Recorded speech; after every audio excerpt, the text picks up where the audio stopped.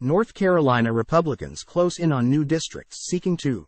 Raleigh, North Carolina. AP. North Carolina Republicans closed in Tuesday on enacting new boundaries for the state's congressional and legislative districts that aim to fortify GOP prospects both in the narrowly divided Congress and in the state General Assembly, where conservatives hope to cement control there for the rest of the decade. The full Senate voted along party lines for maps for the state's congressional delegation and for the Senate's own districts. The State House voted later Tuesday for districts in their own chamber. The House and Senate chambers aim to wrap up approving all three maps by Wednesday. They were all drawn by Republicans in time for the 2024 elections after recent state Supreme Court rulings reversed decisions of the court last year that had thrown out proposed district lines it had deemed were illegal partisan gerrymanders.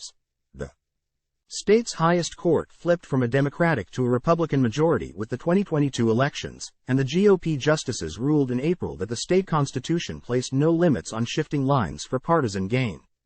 The U.S. Supreme Court had already declared in 2019 that partisan gerrymandering claims weren't subject to federal court review, either.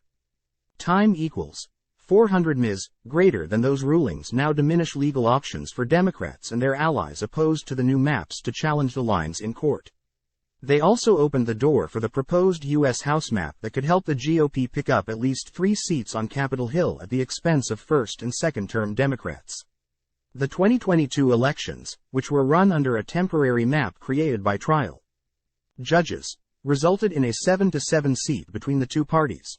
The congressional map that passed the state Senate creates 10 districts that appear to favor a Republican, 3 that favor a Democrat and 1 that could be considered competitive, according to statewide election data and political experts. Republicans currently hold a 221 to 212 seat advantage over Democrats in the U.S. House. Sen. J. Chaudhary, D. Wake, left, and Sen. Dan Blue, D. Wake, confer after the North Carolina Senate debated and passed Republican-sponsored redistricting bills at the Legislative Building, Tuesday, October 24, 2023. In Raleigh, North Carolina, both lawmakers spoke against the bills. AP photo, Chris Seward. Democrats whose seats are threatened by the plan are Reps. Jeff Jackson of Charlotte, Wiley Nickel of Cary and Kathy Manning of Greensboro.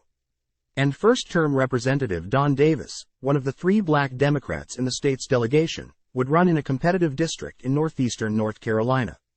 Republicans have defended their maps, particularly with their political leanings, as lawful. Partisan consideration is a valid criterion in which we balance with other legitimate traditional redistricting criteria, Senator Ralph Hayes, a Mitchell County Republican and co-sponsor of the congressional map proposal, said during floor debate. Time equals 400 ms. Greater than Republicans also redrew boundary lines for their respective chambers that also appear to keep the GOP in good positions to hold their current veto-proof majorities of 72 seats in the House and 30 in the Senate.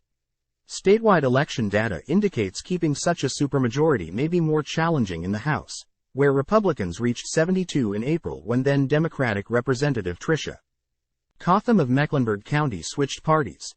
Democratic Governor Roy Cooper and his allies have criticized the new maps as a power play by the GOP that discriminates against minority voters and fails to align with the political balance of the nation's 9th largest state. North Carolina statewide elections are usually close affairs. Redistricting maps approved by the General Assembly, however, aren't subject to Cooper's vetoes. While partisan gerrymandering claims have been short-circuited by the courts, critics have alleged racial gerrymandering in the maps that likely will result in federal litigation soon. The congressional lines unnecessarily pack and crack the state's most urban and diverse communities, diminishing their voting power even though these are the very same areas where population has grown, said Senator J. Chaudhary, a Wake County Democrat. Republicans said they didn't use voter population data based on race to form the maps. We have complied with the law in every way on these maps, Representative Destin Hall, a Caldwell County Republican, said during debate on the state House districts. GOP lawmakers used parliamentary maneuvers to block or vote against Democratic amendments. That included one that would have adjusted 2 districts north of Charlotte so that Democratic Sen. Natasha Marcus would be moved out of a proposed strong Republican district where GOP Senator Vicky Sawyer also lives. Marcus said Republicans are trying to push her out of the Senate because she has spoken out against GOP policies. Redistricting, meanwhile, seems to have worked in favor of Cotham, who Democrats have castigated as a traitor for switching parties. Last November, Cotham won a state house seat in a Democratic district and was facing an extremely tough path for re-election if her district had stayed untouched.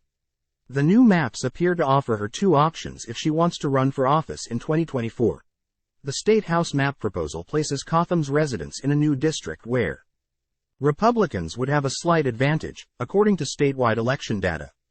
And the Senate's congressional redistricting proposal also would place her in a district along the state's southern border. The district's current representative, GOP Representative Dan Bishop, is running for Attorney General in 2024.